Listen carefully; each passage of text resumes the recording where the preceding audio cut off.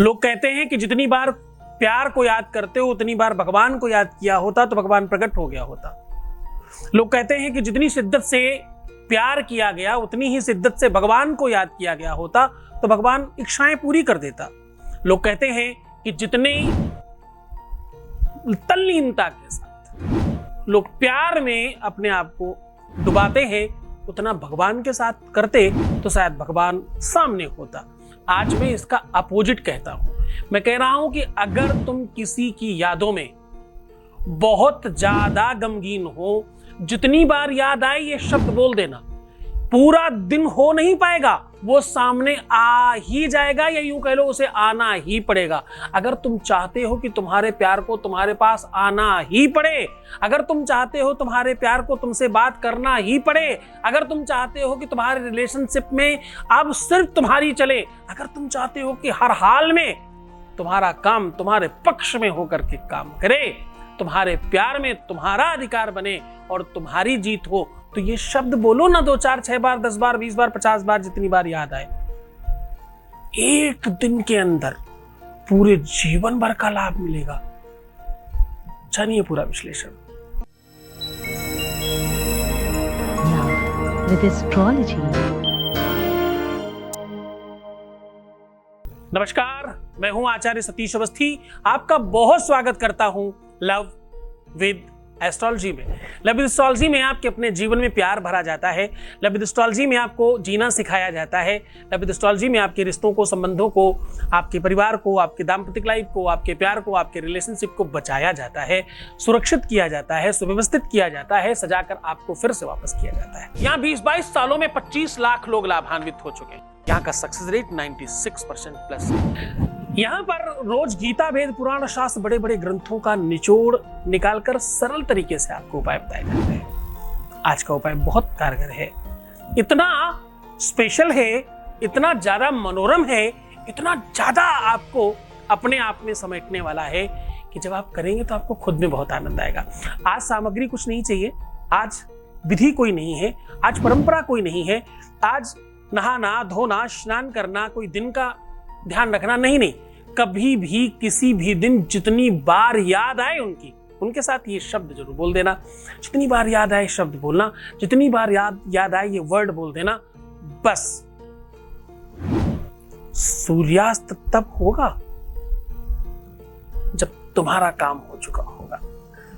ये इतना पावरफुल शब्द है, ये इतना पावरफुल मंत्र है कि जब तुम अपनी फीलिंग्स के साथ समेटकर किसी भी चीज का टेस्ट तब आता है जब उसमें प्रॉपर मसाले लगाए गए हो।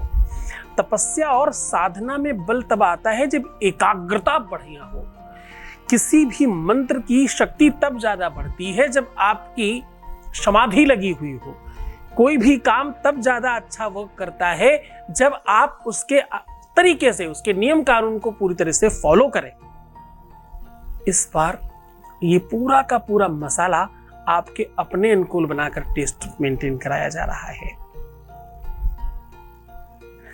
दुख और सुख दोनों अनुभव की चीजें हैं। हो सकता है जो एक सामान्य व्यक्ति के लिए या किसी एक व्यक्ति के लिए दुख हो वो दूसरे के लिए सुख हो। जैसे शुगर, चीनी। एक बहुत कमजोर व्यक्ति के लिए चीनी का घोल दिया जाए तो उसके लिए ताकत की बात है। किसी शुगर पेशेंट को चीनी का घोल दिया जाए तो उसके लिए दुख की बात है। सुख और दुख एक अलग मान्यताएं हैं, पर साधना और तपस्या ये अंतरंगता का नाम है। जब तुम किसी को याद करते हो, जब तुम उसी फीलिंग में होते हो और उस समय जब इसको आप बोलते हो तो सत्य मानना, कई हजार, कई लाख माला करने के, कई महीनों साधना करने का फल आपको ऐसे ही मिल जाता है। क्यों ऐसा होता है? शास्त्र की बात बताता हूं आपको इसमें, जो कि कहते हैं जपात सिद्धिर, जपात सिद्धिर, जपात सिद्धिर न संशयः। कोई चीज बार बार करी जाए तो वह इसमें मन लग जाता है, मन अजपा जप में चला जाता है। आप जनरल बात कर रहे हो तब भी वही चीजें अंदर चल रही होती हैं। अच्छा, ये समझ नहीं आया? अजपा जप, अजपा जब कहते हैं कि तुम कुछ काम और कर रहे हो, मन कोई काम और कर रहा है। ऐसा प्यार में होता है। तुम कुछ कर रहे हो पर मन तो उसी को याद कर रहा है। ऐसा बड़े बड़े संतों के साथ भी होता है, वो कुछ भी कर रहे हो पर उनका मन भगवान में लगा हुआ होता है। मैंने कितनी बार कसमें दी हैं पर हमारे किसी भी लोगों ने अनसब्सक्राइब करके कोई नहीं वापस किया। मैंने कितनी बार कसमें दी कि अगर तुम किसी और को देखते हो तो मैं तुम्हारे सच्चे प्यार की कसम है, तुम किसी और को देखते हो तो मुझे मत देखना, और मुझे देखते हो तो किसी और को मत देखना।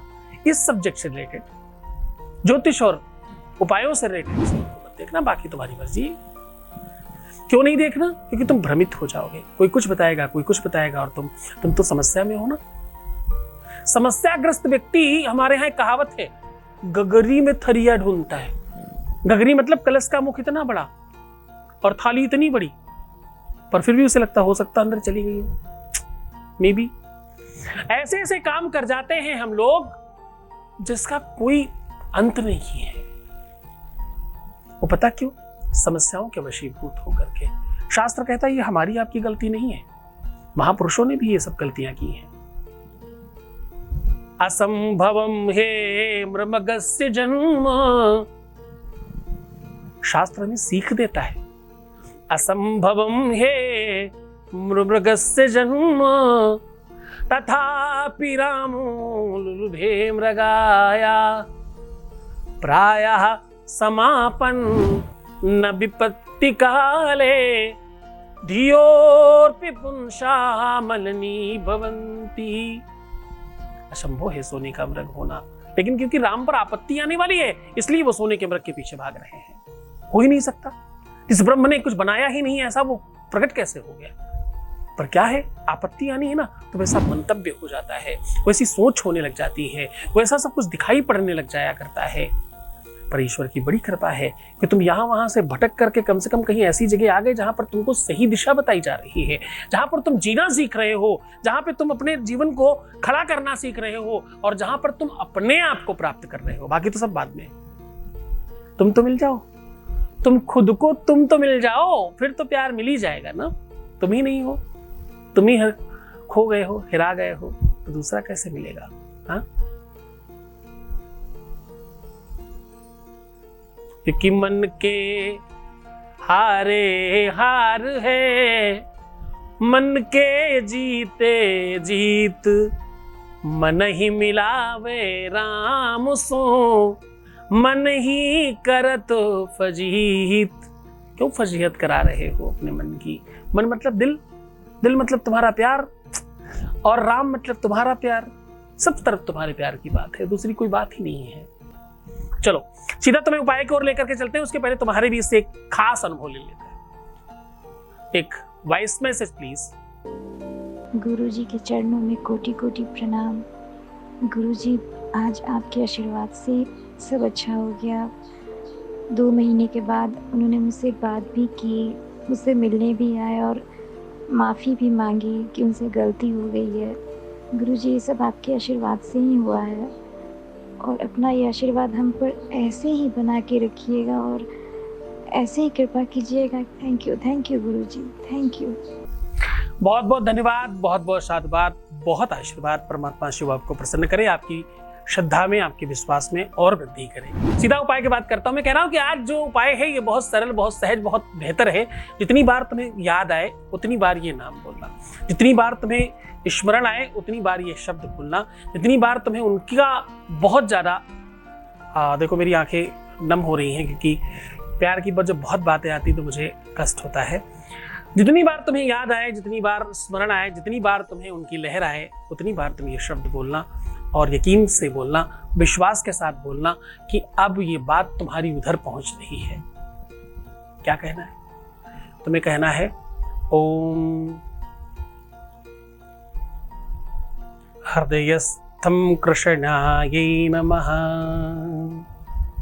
जो भगवान कृष्ण के अनन्य रूप है उसमें से जो हृदय में स्थित है उनको प्रणाम कर रही हूं या कर रहा हूं। क्यों? क्योंकि मैं चाहती हूं या चाहता हूं मेरा हृदय प्रफुल्लित हो, और हृदय कब प्रफुल्लित होगा? हृदय मतलब दिल। जब दिल का राजकुमार या राजकुमारी सामने होगी, जिसे हम प्रेम करते हैं, वो जो हमारे साथ होगा तब प्रफुल्लित होगा। तो बस इसको बार बार बोलो बड़ी श्रद्धा और विश्वास के साथ। यकीन मानिए हर किसी को बहुत फायदा हुआ है। बहुत बड़ी संख्या में हमने रिसर्च किया, फिर आपको सौंपा है, आपके साथ साझा किया। इसे किसी भी दिन, किसी भी समय, किसी भी स्थिति में, किसी भी परिस्थिति में किया जा सकता है और पूरा काम करता है। और सबसे बड़ी बात, इसमें किसी भी प्रकार से तुम्हें गुरु आदेश लेने की आवश्यकता नहीं पड़ेगी। तुम बहुत निर्द्वंदता के साथ कर सकते हो। बहुत मन से करना, श्रद्धा विश्वास रखना, मैं हूं तुम्हारे साथ। पर एक बात खास ध्यान रखिएगा, तुम्हें बहुत सुंदर बनने की कोशिश करनी है। खूब मुस्कुराइए, मुस्कुराने का कारण ढूंढिए बार बार दिन में, हर बार मुस्कुराते रहिए। अच्छी बात वो हो, बुरी बात हो, पर मुस्कुराइए, अपने आप को सुंदर बनाइए। और हर आधे घंटे में प्रणाम करके पानी पीजिए।